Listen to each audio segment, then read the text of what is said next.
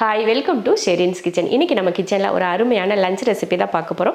லஞ்சுக்கு சிம்பிளாக ஒரு சாம்பார் செய்யணும் அப்படின்னு யோசித்தேன். வீட்டில் பார்த்தீங்கன்னா காய் எதுவுமே இல்லை, பொரியலுக்கு கூட காய் இல்லை. அந்த மாதிரி ஒரு நேரத்தில் சரி சாம்பார் செஞ்சுருவோம் அப்படின்னு ஒரு பிளான் பண்ணேன். அதுக்கு தான் சரி வெங்காயம் போட்டு வெங்காய சாம்பாராக செஞ்சுருவோம் அப்படின்னு சொல்லிட்டு செய்ய போகிறேன். வாங்க முதல்ல பருப்பெல்லாம் வேக வச்சுட்டு அதுக்கப்புறம் செய்யலாம். ரொம்ப சிம்பிளாக வேலை முடிஞ்சிடும். நீங்கள் வெறும் அப்பளத்தை மட்டும் கூட பொரித்து சாப்பிட்டுக்கலாம், இல்லைன்னா முட்டை பொரித்து கூட சாப்பிட்டுக்கலாம், அது உங்கள் விருப்பம். வாங்க பார்க்கலாம். 150 கிராம் அளவுக்கு துவரம் பருப்பு எடுத்திருக்கேன். அதை கழுவிட்டு தண்ணி ஊற்றிக்கலாம். நல்லா பருப்பு முங்குற அளவுக்கு தண்ணியை ஊற்றிட்டு ஒரு கொஞ்சமாக மஞ்சத்தூள் சேர்த்துட்டு கூடவே 3 பல் பூண்டு, ஒரு 5 போல் சின்ன வெங்காயம், கூடவே ஒரு 2 தக்காளியும் சேர்த்துருவோம்.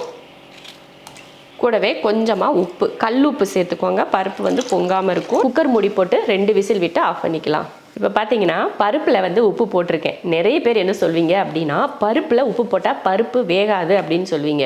நான் இந்த பருப்பு வெந்ததுக்கப்புறம் உங்களுக்கு நான் எடுத்து காட்டுறேன், எப்படி வெந்திருக்குன்னு மட்டும் நீங்கள் பாருங்கள், சரியா? ஏன்னா எதுக்காக நான் உப்பு போட்டு வேக வைக்கிறேன் அப்படின்னு பார்த்தீங்கன்னா, பருப்பு பொங்கி வெளியில் வரும். நம்ம எப்படியாப்பட்ட குக்கரில் வேணால் வச்சுக்கோங்க, ஆனால் பருப்பு பொங்கி வெளியில் வரும் பார்த்தீங்களா?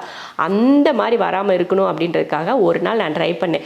உப்பு போட்டு செஞ்சு பார்க்கலாம் அப்படின்னு சொல்லிட்டு உப்பை போட்டேன். அதிலிருந்து எனக்கு பருப்பு பொங்குனதே கிடையாது. அதனால அன்னையிலேருந்து நான் பருப்புக்கு இந்த டிப்ஸ் எப்பயுமே நான் ஃபாலோ பண்ணுவேன். அஸ்மாவுக்குமே நான் சொல்லுவேன், கொஞ்சம் உப்பு போட்டு வேக வச்சுட்டு நீ பாட்டுக்கு வேக வச்சுட்டு வந்துடாத அப்படின்னு சொல்லுவேன். அதே போல் நீங்களும் பருப்பு வேக வச்சிங்கன்னா கொஞ்சம் உப்பு போட்டு வேக வச்சு பாருங்கள், எப்படி வருதுன்னு பார்க்கலாம். சாம்பார் தாளிக்கிறதுக்கு எண்ணெய் ஊற்றி காஞ்சதுமே கொஞ்சம் கடுகு உளுந்து, அதுக்கப்புறமா கொஞ்சோண்டு வெந்தயமும் சேர்த்துக்கோங்க, நல்ல மணமாக இருக்கும்.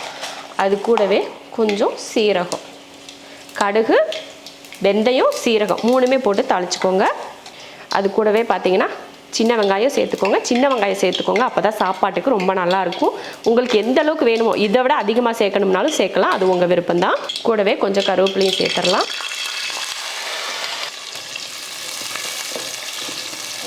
வெங்காயம் இந்த மாதிரி சாஃப்டாக வதங்கணும். அந்த மாதிரி சாஃப்டாக வதங்கினதுக்கப்புறமா ஒரு 3 தக்காளி சேர்த்துக்கலாம். கூடவே 2 பச்சை மிளகாய், கொஞ்சமாக உப்பு போட்டு கொஞ்சோண்டு மஞ்சள் தூள், நிறைய வேணால் சும்மா ஒரு பிஞ்ச் மஞ்சள் தூள் போட்டு அப்படியே கலந்து விட்டுருவோம். இதெல்லாம் நல்லா சேர்ந்து வதங்கட்டும். அதுக்கப்புறமா மற்ற மசாலா பொடி சேர்த்துக்கலாம். நல்லா இந்த மாதிரி தக்காளி வெங்காயம்லாம் நல்லா வதங்கினதுக்கப்புறமா இதில் சாம்பார் தூள் சேர்த்துக்கலாம். ஒரு 2 ஸ்பூன் அளவுக்கு சாம்பார் தூள் சேர்த்துக்கலாம். சாம்பார் தூள் உங்களுக்கு இன்ஸ்டண்ட்டாக போடுறதுனாலும் போட்டுக்கோங்க, இல்லை வீட்டில் இருக்க சாம்பார் தூள் போடணுன்னா கூட போட்டுக்கோங்க, அது உங்கள் விருப்பம். கூடவே கொஞ்சமாக சும்மா சின்ன நெல்லிக்காய் சைஸ் புளி. பார்த்தீங்களா, பருப்பு 4 விசில் மைய வெந்து பாருங்கள். பருப்பு எது தொட்டாலே அப்படியே கரையுது, அந்த மாதிரி வெந்திருக்கு பாருங்கள். அதனால் உப்பு போட்டு வேக வைக்கிறதுனால பருப்பு வேகாதுன்னு சொல்கிறதெல்லாம் கிடையாது. ட்ரை பண்ணி பாருங்கள். அவ்வளோதான். இந்த மாதிரி பருப்பை லைட்டாக ஒரு கலந்து விட்ருவோம். பருப்பு மத்து கூட தேவையில்லை, கரண்டிலே இந்த மாதிரி கலந்தாலே சரியாக போயிடும். ரொம்ப வலுன்னு மிக்சியில் அடித்த மாதிரி பண்ணாதீங்க. கொஞ்சம் பருப்பு இந்த பார்த்திங்களா நல்லா குழஞ்சிருந்தாலும் லேசாக அந்த பருப்போட குருணையாக இருக்கிற மாதிரி தெரியணும். அந்த மாதிரி வச்சுட்டு சேர்த்துக்கோங்க. அவ்வளவுதான். சாம்பாருக்கு தேவையான உப்பு, கூடவே மல்லித்தலை, கூடவே கொஞ்சம் தண்ணியும் சேர்த்து கலந்து விட்டுருவோம். அவ்வளோதான். தேவையான அளவுக்கு தண்ணி ஊற்றியாச்சு, மசாலா உப்பு எல்லாம் போட்டாச்சு. ஒரு 5 நிமிஷத்துக்கு அப்படியே நல்லா கொதிக்க விட்டு வேக வச்சுட்டு அதுக்கப்புறமா இறக்கிக்கலாம். சாம்பார், அருமையான ஒரு சாம்பார் ரெடி ஆயிடுச்சு பாருங்கள். சூப்பராக இருக்குது, கலரே பார்க்குறக்கு ரொம்ப நல்லாயிருக்கு. காய் எதுவும் இல்லாமல் சாம்பார் ரெடி ஆயிடுச்சு. இப்போ அடுப்பை ஆஃப் பண்ணிவிட்டு கொஞ்சம் கடுகு, வெங்காயம், கருவேப்பிலை போட்டு தாளித்து கொஞ்சம் ஊற்றிக்கலாம். இதே போல் நீங்களும் சாம்பார் செஞ்சு சாப்பிடுங்க. பிடிச்சிருந்தா லைக் பண்ணிவிட்டு ஷேர் பண்ணிவிட்டு நம்ம ஷெரின்ஸ் கிச்சன் சேனலை சப்ஸ்கிரைப் பண்ணி பக்கத்தில் இருக்க பெல் ஐக்கானை கிளிக் பண்ணி வச்சுக்கோங்க. மசாலா வறுக்கிறதுக்கு எப்பயுமே நல்லா அடிகனமான பாத்திரம் வச்சு மசாலா வறுக்கணும். அப்போ தான் உங்களுக்கு வறுக்கிறதுக்கு நல்லா ஈஸியாக இருக்கும். இல்லைன்னா அந்த போட்ட உடனே ஒவ்வொரு பொருளும் தீஞ்சு போயிடும். அதனால எப்பயுமே பார்த்தீங்கன்னா அடிகனமாக இருக்கிற மாதிரி ஒரு பாத்திரம் வச்சு வறுத்துக்கோங்க. நம்ம ஃபஸ்ட்டு வறுக்க போகிறது மல்லி. நான் 250 கிராம் மல்லி எடுத்திருக்கேன், வரமல்லி சேர்த்துடலாம். நல்ல மணம் வரும், லைட்டாக ரொம்ப கருக விடக்கூடாது, லைட்டாக மணம் வரும் மல்லி வறுத்து, அந்த மாதிரி வறுத்து எடுத்துக்கலாம். மல்லி பார்த்திங்கன்னா நல்லா மணம் வர ஆரம்பிச்சிருச்சு. இப்போ இறக்கிடலாம். இது இறக்கி ஒரு பாத்திரத்துக்கு மாற்றிக்கலாம். இது போல் ஒரு அகலமான பாத்திரத்தில் கொட்டி வச்சிட்டிங்கன்னா சீக்கிரமாக ஆறிடும். அடுத்து மிளகு 50 கிராம், அதையும் வறுத்துக்கலாம். லைட்டாக சூடாகி கொஞ்சம் வந்தால் போதும். மிளகும் பார்த்தீங்கன்னா நல்லா வறுத்தாச்சு. இப்போ இதையும் மாற்றி வச்சிடலாம். அடுத்து சீரகம் 50 கிராம் இதை வறுத்துடலாம். லைட்டாக மறுக்கும், அந்த சூடாகிறதுக்காக தான். இல்லைன்னா நமக்கு அரைக்கிறப்ப வந்து நல்லா அரைப்படாது இல்லைங்களா. இந்த மாதிரி மொறுமொறுப்பாக இருக்கிற மாதிரி வறுத்துட்டு நம்ம அரைச்சாதான் நல்லா பவுடர் ஆகும். அதுக்காக தான் நம்ம வீட்டில் அரைக்கிறதுனால நம்ம நல்லா வறுத்துக்கணும். நிறைய இதை விட நிறைய நம்ம 1 கிலோ இந்த மாதிரியெல்லாம் நம்ம பவுடர் பண்ண போகிறோம் அப்படின்னா நல்லா வெயிலில் காய வச்சுட்டு அதுக்கப்புறமா நீங்கள் அரைச்சி எடுத்துக்கலாம். நம்ம கொஞ்சமாக பண்ணுறதுனால வறுத்துக்கலாம். சீரகமும் வறுந்தாச்சு. இப்போ இதையும் மாற்றி வச்சிடலாம். அடுத்து கடுகு சேர்த்துக்கலாம். ஒரு 20 கிராம் அளவுக்கு கடுகு. கடுகு வந்து நல்லா படப்படன்னு வெடிச்சு வரும் பாருங்க. அந்த டைம்ல எடுத்துக்கலாம். பாருங்க நல்லா வெடிக்க ஆரம்பிச்சிச்சு பாருங்க கடுகு. கடுகு வறுக்கிறப்போ இந்த மாதிரி படப்படன்னு வெடிச்சு வரணும். அப்போதான் நம்ம நல்லா வறுத்துருக்கோம் அப்படின்னு அர்த்தம். பாருங்க அவ்வளோதான், நல்லா வறுத்தாச்சு. இப்போ எடுத்து மாற்றி வச்சிடலாம்.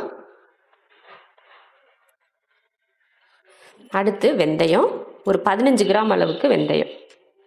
வெந்தயமும் அது போல தான், கடுகு எப்படி வெடிச்சதோ அதே போல் வெந்தயமும் வெடிக்கும். பாருங்கள் வெந்தயம் நல்லா பொரிஞ்சு நல்லா கலரும் மாறி வந்துருச்சு. இப்போ வெந்தயத்தை எடுத்துடலாம். அடுத்து கடலைப்பருப்பு சேர்த்துக்கலாம். அது ஒரு 30 கிராம் அளவுக்கு சேர்த்துக்கிறேன் கடலைப்பருப்பு. துவரம்பருப்பும் அதே அளவு 30 கிராம். ரெண்டையும் ஒன்றா போட்டே வறுத்துக்கலாம். இப்போ வறுத்துடலாம். நம்ம எப்பயுமே பருப்பு வந்து சாம்பார் தூள் குழம்பு தூளுக்கெலாம் பருப்பு வறுத்து போடுறது வந்து அதிக பருப்பெல்லாம் சேர்த்துக்காதீங்க. நம்ம நார்மலாக போடுற அந்த மிளகு சீரகத்தை விட அது கம்மியான அளவு இருக்கிற மாதிரியே நீங்கள் சேர்த்துக்கிட்டிங்கன்னா தான் உங்களுக்கு நல்லாயிருக்கும். இல்லைன்னா நம்ம சாம்பார் தூள் வந்து குழம்பு செய்கிறப்ப என்ன ஆகும்னா பொங்கிட்டே வரும் அந்த பவுடர் போட்டதுக்கு அப்புறமா. அதனால தான் அதிகமாக பொங்காமல் இருக்கணும்னா பருப்புகளை கம்மி பண்ணிக்கணும். அதே சமயம் சீக்கிரமாக கெட்டி சேர்ந்துடும் குழம்பும். பருப்பு வந்து எந்த அளவுக்கு சேர்க்குறோமோ அதே பொறுத்து தான் நம்ம குழம்பு வந்து ரொம்ப குழப்பாக ஆகும் பார்த்திங்களா, அந்த மாதிரி ஆகாமல் இருக்கும். முடிஞ்ச வரைக்கும் பருப்புங்களை வந்து கம்மி பண்ணிக்கோங்க. அதே போல் மசாலா வந்து நம்ம பவுடருக்கு அரைக்கிறப்போ எண்ணெய் விட்டெல்லாம் நம்ம வறுக்கக்கூடாது. வெறும் கடாயில் தான் வறுக்கணும். எண்ணெய் விட்டு அரைச்சிங்கன்னா கொஞ்ச நாளிலேயே அந்த மசாலா பொடி வந்து ஒரு மாதிரி சிக்கு வாடை அடிக்கிற மாதிரி இருக்குன்னு சொல்லுவாங்க பார்த்தீங்களா, அந்த மாதிரி வாடை அடிக்க ஆரம்பிச்சிடும். அதனால முடிஞ்ச வரை நீங்கள் வந்து எண்ணெய் இல்லாமல் வெறும் கடாயில் வறுத்துக்கோங்க. அதே போல் ஈரப்பதமும் இருக்கக்கூடாது. நம்ம பவுடர் அரைக்கிற வரைக்குமே ஈரப்பதம் இருக்கக்கூடாது. அவ்வளோதான் பாருங்கள், பருப்பு வந்து நல்லா கலர் மாறிடுச்சு. ரொம்பையும் கருக விட்டுறக்கூடாது. இந்த மாதிரி நல்லா ஒரே மாதிரி வறுந்துருக்கு பார்த்தீங்களா, இந்த மாதிரி தான் வறுத்துக்கணும். இப்போ இதையும் மாற்றி வச்சிடலாம். அடுத்து கருவேப்பிலை. நம்ம கையில் ஒரு கைப்பிடி அளவுக்கு கருவேப்பிலை. இதையும் நல்லா வறுத்துக்கலாம். நல்ல மொறுமொறுப்பாக வரணும் கருவேப்பிலை வறுக்கிறது. அப்போ நீங்கள் வீட்டில் காஞ்ச கருவேப்பிலை எடுத்து வச்சுருந்தீங்கன்னா கூட நீங்கள் அதையே கூட லைட்டாக சூடு பண்ணிவிட்டு நீங்கள் இது கூட சேர்த்துக்கலாம். இந்த மாதிரி குழம்பு தூள், சாம்பார் தூள், ரசப்பொடி இதெல்லாம் செய்கிறப்ப பார்த்தீங்கன்னா இந்த மாதிரி கருவேப்பிலையை நீங்கள் வறுத்து போட்டிங்கன்னா அந்த பொடி வந்து நல்ல மணமாக இருக்கும். அதுக்காக தான் முடிஞ்ச வரைக்கும் நல்லா அந்த பச்சை இல்லாமல் நல்லா வறுத்துக்கணும். மொறுமொறுப்பாக இருக்கணும் இலை வந்து. அப்போ தான் வந்து அந்த ஈரப்பதம் வந்து நம்ம பொடியில் இருக்காது. நல்லா வறுத்து இந்த சத்தத்திலே தெரியும் நம்ம எப்படி வறுத்துருக்கோம் அப்படின்ட்டு. பாருங்கள் நல்ல சத்தம் வருது. இப்போ இதை இறக்கிடலாம். கருவேப்பிலையும் வறுத்தாச்சு. இப்போ வரமிளகா சேர்த்துக்கலாம். நீட்ட வரமிளகா 75 கிராம் சேர்த்துருக்கேன். இதையும் வறுத்து எடுத்துக்கலாம்.